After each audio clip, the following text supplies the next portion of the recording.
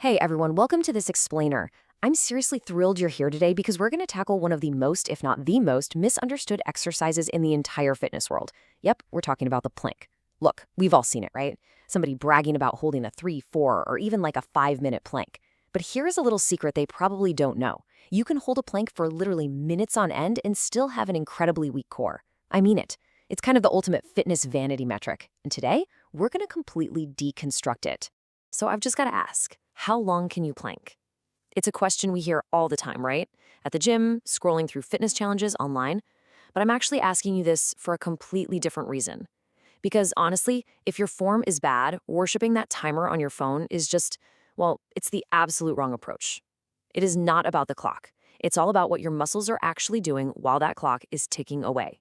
And that brings us right to the core thesis of today's explainer.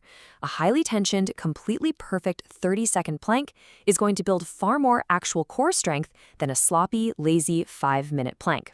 Period. End of story. So over the next few minutes, we're going to walk through 9 super common plank mistakes that are secretly ruining your results. They're reducing your core activation, and honestly, they're probably increasing your risk for lower back pain too. Okay, let's dive right into this. Section 1. The internal foundation, breathing and tension. So strong cores don't just hold tension, they breathe under tension. And this directly addresses mistake number 1, holding your breath. We have all seen this at the gym. Someone gets into a plank, their face turns tomato red, they're shaking like a leaf in a hurricane, and they're thinking, wow, what a great workout.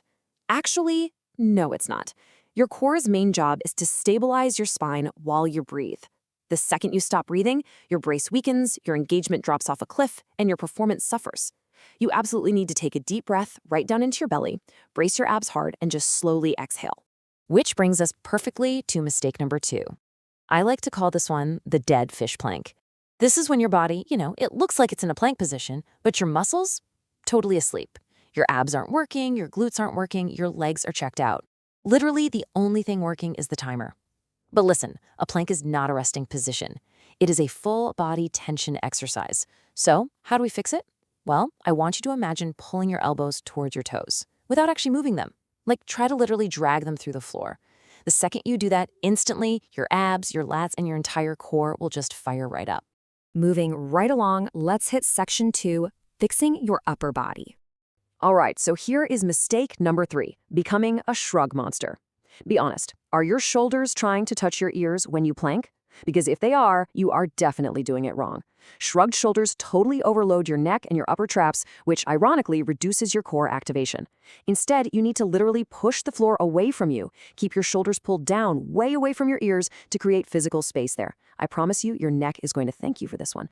And hey, speaking of the neck, let's talk about mistake number 5, looking up. Some people stare straight ahead into the gym mirror, or even worse, they're looking way up at the ceiling. But doing that puts completely unnecessary stress on your cervical spine. It just breaks your body's natural alignment. The fix for this one is incredibly simple, though. Just keep your eyes directly on the floor, maybe a few inches in front of your hands. It keeps the neck perfectly neutral. It's simple, it's effective, and most importantly, it's safe. Now, mistake number 8 is honestly one of the most overlooked errors out there. I call it the sinking chest, or just having lazy shoulder blades. This is when people let their chest passively sink down between their shoulders. Doing that instantly kills your upper body stability. So instead of just sort of holding yourself up, I want you to fight the floor. Actively push the floor away and let your upper back round just a little bit. This is amazing because it activates your serratus anterior, which, trust me on this, is absolutely crucial for shoulder stability and building a much stronger overall plank. All right, working our way down the anatomical chain, let's look at section 3, aligning hips and legs. Because remember, this is a full body exercise.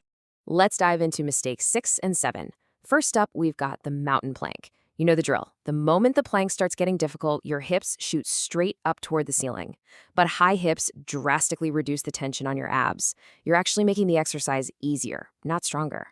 And then on the flip side, we have the exact opposite problem. Sagging hips. Your hips sink toward the floor, and suddenly your lower back is carrying all of the load instead of your abs. This is incredibly dangerous, guys, because it throws all that stress right onto your spine. So how do we fix those sagging hips? Well, it all comes down to these 3 totally non-negotiable cues. Ready? Squeeze glutes, brace abs, neutral pelvis. Seriously, just say it to yourself every single time you set up. Squeeze glutes, brace abs, neutral pelvis. That right there is how you protect your back and force your core to do the heavy lifting. Which naturally brings us to mistake number 4, sleepy legs. This happens when people literally completely forget they even have a lower half of their body during a plank, and that is a massive missed opportunity. Your quads should be tight. Your knees should stay completely straight. I want you to imagine turning your entire body into one solid, unbreakable steel beam. When you engage your legs like that, you leave absolutely zero weak links in the chain. So, to tie all these physical mechanics together, you just need to remember this perfect alignment checklist: head, shoulders, hips, heels. I highly, highly recommend memorizing this. If you can mentally check off that you have formed one perfectly straight, solid line across those 4 checkpoints, your form is golden. Okay, let's pivot for a second for section 4. This is what I call the ultimate plank trap. Here it is, mistake number 9, worshiping the timer.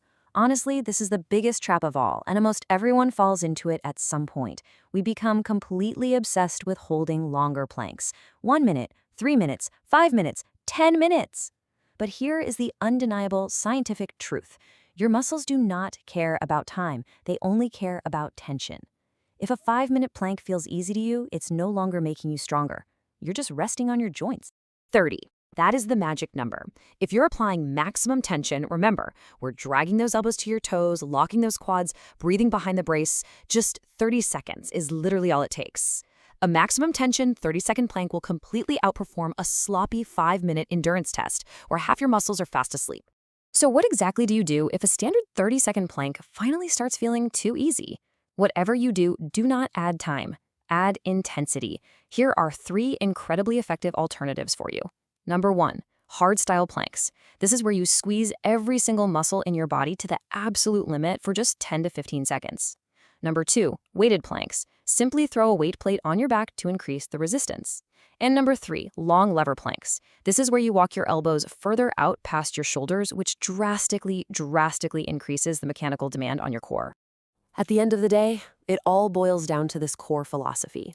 Quality beats quantity every single time. It really is a complete paradigm shift for your core training. You've got to stop counting the minutes on your stopwatch and start counting the quality of your muscular tension. So I'm going to leave you with this question. Which of these 9 plank mistakes have you been secretly making? Look, the next time you hit the mat, do yourself a favor, drop the ego, and ditch the stopwatch. Are you really going to keep wasting 5 minutes just resting on your joints? Or are you ready to build a truly strong core in just 30 seconds? Thanks so much for learning with me today, and I'll catch you in the next explainer.